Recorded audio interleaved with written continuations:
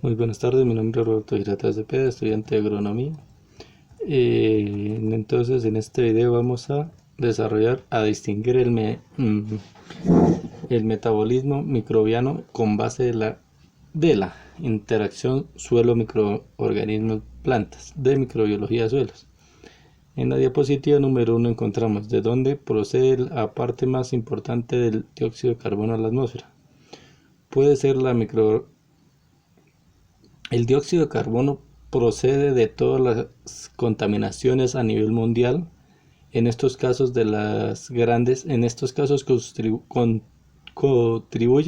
atribuyen a las grandes industrias y a la tala de árboles. La producción más grande de dióxido de carbono se debe al uso de combustibles fósiles como carbono, petróleo y derivados. Luego sigue la deforestación, que produce dióxido de carbono por descomposición de árboles y por uso de tierras en otros casos como la agricultura y la ganadería. Completa el siguiente enunciado: el ciclo redox del carbono comienza con la fijación fotosintética del dióxido de carbono dirigida por la energía de la luz solar, donde podemos decir que representa la materia orgánica a nivel de oxidación-reducción del material celular. En la diapositiva número 3 nos dice mediante qué tipo de respiración se produce el dióxido de carbono de origen microbiano. Entonces, la respiración metabólica de la comunidad de los organismos asociados se atribuyen al organismo es un proceso que libera el carbono hacia la atmósfera en forma de dióxido de carbono. De esta manera, la respiración heterotrófica contribuye a la descomposición junto a otros procesos como la inmunificación de los nutrientes. En la diapositiva número 4, por cuáles factores está controlada la tasa de producción primaria, fijación de dióxido de carbono, magnitud de la biomasa fotosintética, concentración grande de carbono orgánico estimula la fijación del nitrógeno, disponibilidad del nitrógeno, factor limitante, aumenta la fijación del nitrógeno, son ciclos acoplados. En la diapositiva número 5 dice: completa el siguiente enunciado. El sulfuro se forma a partir de la reducción bacteriana del sulfato. ¿Por qué el sulfato? Porque las bacterias, sumando sulfato más hidrógeno, producen agua y iones de hidrógeno, por las enzimas de sulfato y volcanes. En la diapositiva número 4, entonces el ciclo del redox del azufre. Entonces, la reducción de sulfato y la reducción de azufre. Reducción, ahí está todo el ciclo, el proceso de la reducción. En la diapositiva número 6 nos dice: ¿qué tipo de bacterias utilizan compuestos inorgánicos como fuente de energía?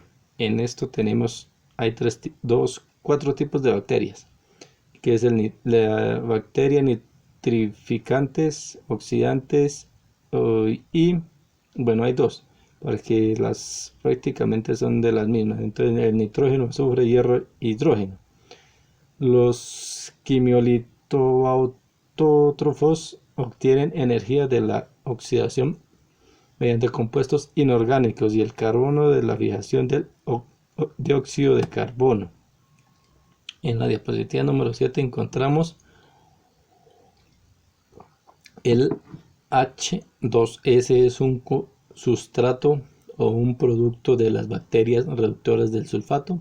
Las bacterias reductoras del sulfato usan como sustrato el sulfato para la producción de sulfuro de hidrógeno. El sulfato actúa como agente oxidante del sulfuro. Es un proceso anaerobio. En la diapositiva número 8 encontramos el ciclo del hierro. Se reduce químicamente y mediante respiración anaeróbica. En el ciclo del hierro, como se ve en la gráfica, el hierro férrico se reduce químicamente a hierro ferroso por medios químicos o por microorganismos mediante la respiración anaeróbica, bacterias y arqueas.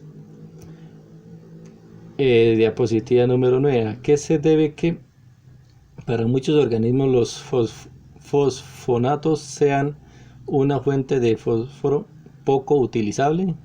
Los fosfonatos son compuestos organofosforados que contienen un enlace directo entre los átomos de carbono y el fósforo. Podemos decir que los producen algunos microorganismos y representa cerca de la cuarta parte de todo el fósforo y orgánico en la naturaleza. Muchos organismos no los usan como fuente de energía porque no tienen las enzimas necesarias para la degradación de ellos. En la diapositiva número 10 nos dice cuáles son los principales reservorios de calcio en el ciclo biológico de este elemento. Los principales reservorios de calcio son las rocas calcáreas en forma de carbono de calcio.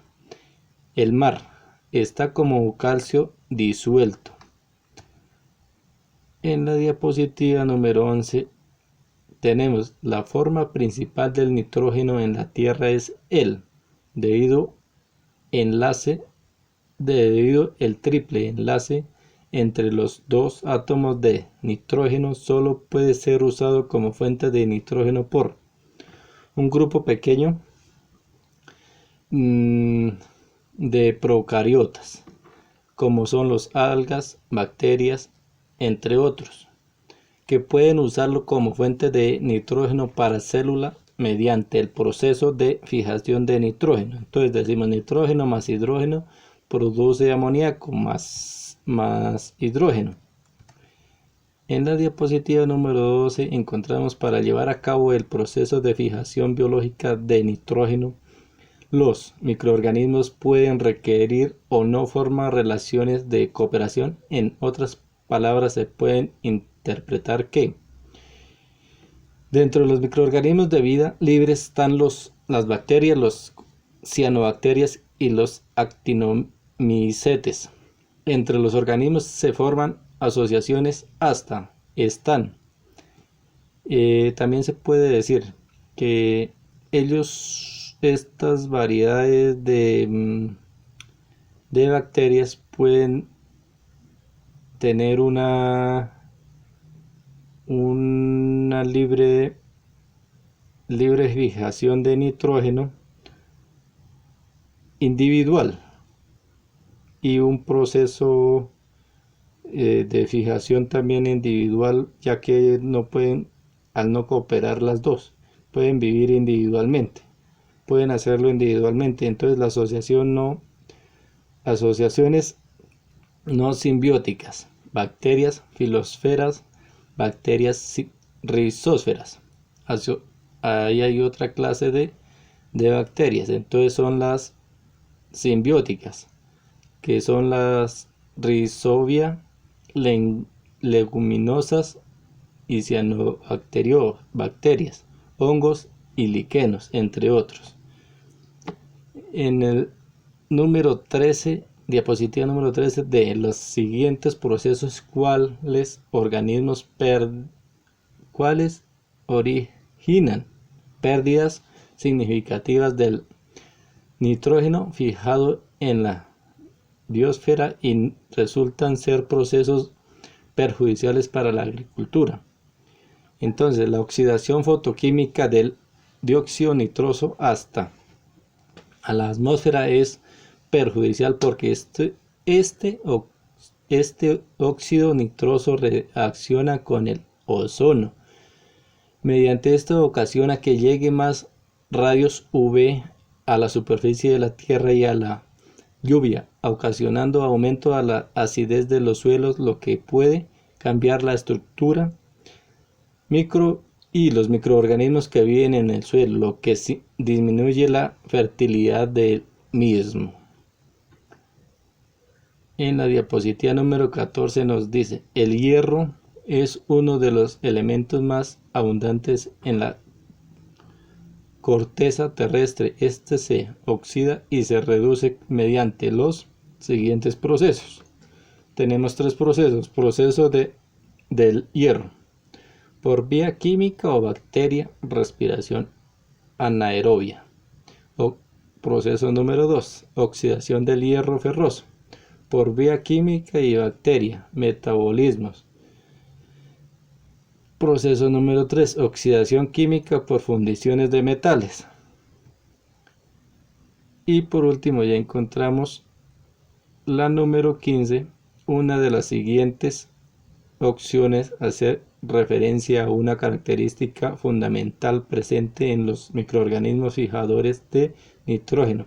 Seleccione la respuesta de acuerdo al artículo de Mainz-Figueroa 2004. En estos organismos tienen los nitrógenos, los nitrógenos, que es una enzima que cataliza la conversión de estos. Reaccionan, pueden ser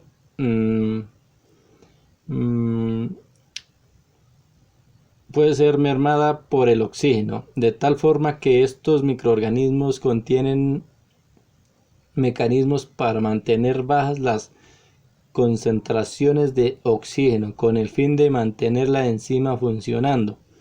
Entre otros microorganismos están las bacterias, los algas verdes azules, entre otros, que pueden fijar el nitrógeno viviendo libremente o en asociaciones. Por último encontramos las bibliografías. Muchas gracias. Eso es todo por hoy. Feliz tarde.